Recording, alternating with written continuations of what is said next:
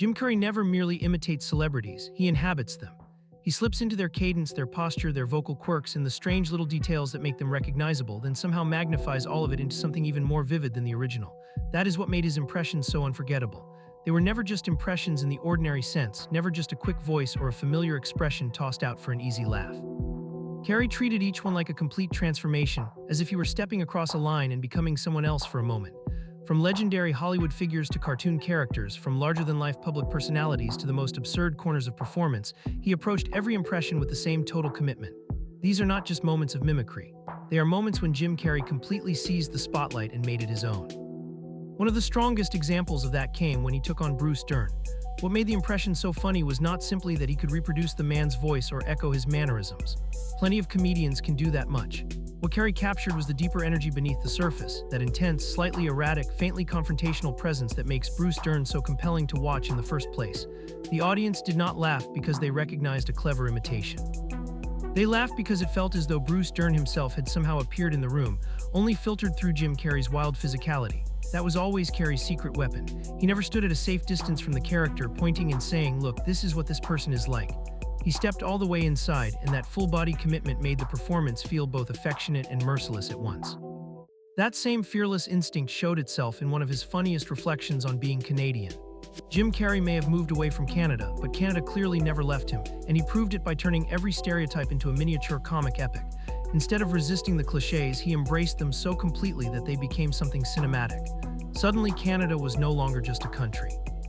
In his telling, it became a frozen frontier, a brutal white wilderness where survival demanded toughness, ingenuity, and perhaps a suspiciously close friendship with hockey.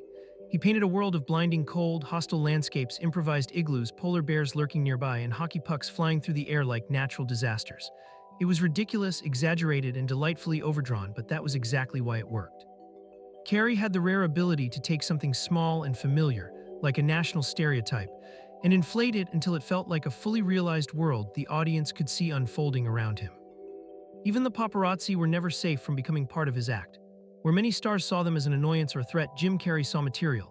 He understood that the relationship between celebrities and photographers is already a kind of performance, desperate, invasive, shallow, theatrical, and he knew exactly how to expose its absurdity. In his hands, the paparazzi became a chaotic swarm of attention-hungry opportunists, flattering a celebrity one second and tearing them down the next. He captured that manic shift in tone so perfectly that it felt immediately familiar.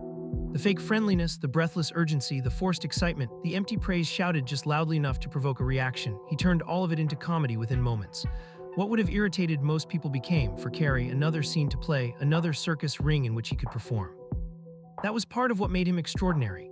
He could move from real-world celebrity culture into pure cartoon lunacy without missing a beat. One moment he would be poking fun at Hollywood and the machinery around it, and the next he would dive into exaggerated voices, animated characters, and elastic bursts of absurdity with the same absolute commitment. He never approached impressions like a man casually showing off a useful trick. He approached them like a shapeshifter, someone who genuinely delighted in becoming something entirely different whenever the mood struck him. That delight is what made the performances feel so alive. Whether he was riffing on a recognizable public figure or slipping into a completely exaggerated voice from the world of cartoons, he always committed so fully that the audience barely had time to recover before he had become something else again. His Sylvester Stallone impression is another perfect example of how far he was willing to take it.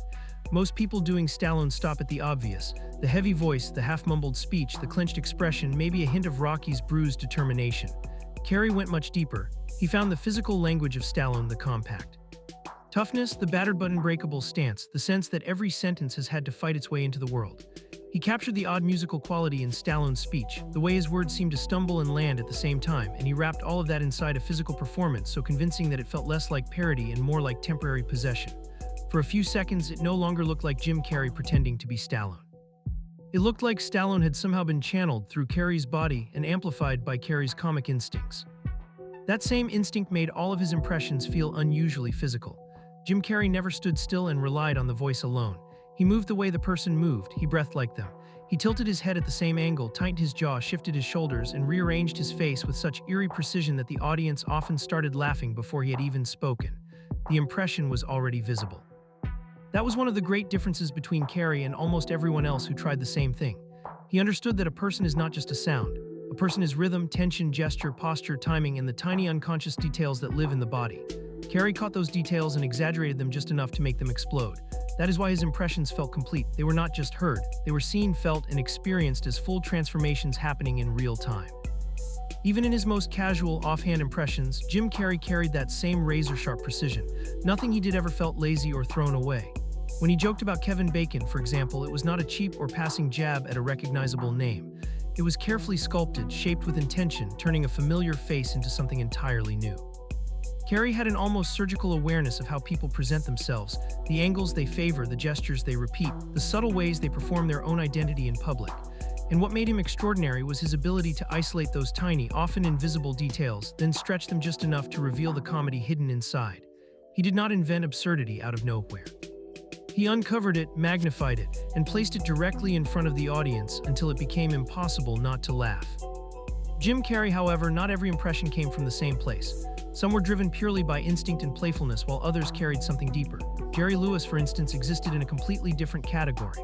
That impression was never just about getting laughs, it was about admiration. You could feel it in the way Carrey approached the voice, the timing, the elasticity of movement. He did not simply copy Lewis. He studied him, absorbed him, and paid tribute through performance. Jerry Lewis was not just another celebrity to imitate, he was a foundational influence, a master whose techniques had quietly shaped Carrey's own comedic identity. So when Carrey stepped into that impression, there was exaggeration, yes, but also a deep sense of respect beneath it. And when the two finally shared a moment face to face, it felt like something more than entertainment. It felt like a passing of energy, a recognition between generations, one artist acknowledging the roots of his own brilliance. Then there were the impressions that refused to stay within any single culture, language, or identity. Jim Carrey never saw boundaries when it came to performance. Whether he was channeling Robert De Niro or Roberto Benigni, he approached each persona with the same fearless curiosity. De Niro's quiet intensity, that simmering seriousness that always feels on the verge of eruption, contrasted perfectly with Benigni's explosive, unpredictable energy, and Carrey could pivot between the two as if flipping a switch. He would locate the core of each personality, the essential rhythm that defined them, and then bend it just enough to make it burst into laughter. That was what made him so thrilling to watch. No one, no matter how iconic or revered, was immune. Once Carrey chose a target, he would step inside it completely and reshape it into something unmistakably his own. And yet, perhaps the most astonishing part of his range was that it did not stop with human beings. Jim Carrey blurred the line between person and character, between reality and imagination. He could move seamlessly from a celebrity to a cartoon, from a puppet to something entirely otherworldly, and treat them all with the same level of commitment. To him, performance was not about categories. If something had a voice, a movement, a recognizable presence, it was fair game. That is why even something as bizarre as an alien impression never felt out of place. In Carrey's hands, it felt just as grounded, just as real as any Hollywood figure. His range had expanded so far beyond traditional imitation that the idea of limits simply did not apply anymore. His take on Matthew McConaughey revealed yet another dimension of that brilliance. McConaughey already carries a persona that borders on self-parody, relaxed to the point of drifting, philosophical to the point of abstraction, and unmistakably unique in both tone and presence. Yet Carrey still found space to push it further. He captured the lazy drawl, the almost hypnotic cadence, the strange spiritual calm that seems to float around McConaughey, and then he leaned into it just enough to tip the entire thing into absurdity. What made it work was the balance. It never felt mean-spirited. It felt observant, almost affectionate, but so precise that the exaggeration became hilariously unavoidable. And then, of course, there was Elvis Presley. For decades, performers have tried to recreate Elvis, usually relying on surface-level details, the hair, the lip curl, the signature movements. But Jim Carrey approached it differently. He understood that Elvis was not just an image, he was a presence, a myth built on charisma, vulnerability, and raw theatrical power. When Carrey stepped into that role, he did not settle for imitation. He tapped into that larger-than-life aura, blending the swagger with a subtle sense of fragility beneath it. The result felt less like a parody and more like a reimagining, something exaggerated for comedy, yet grounded enough to feel strangely authentic.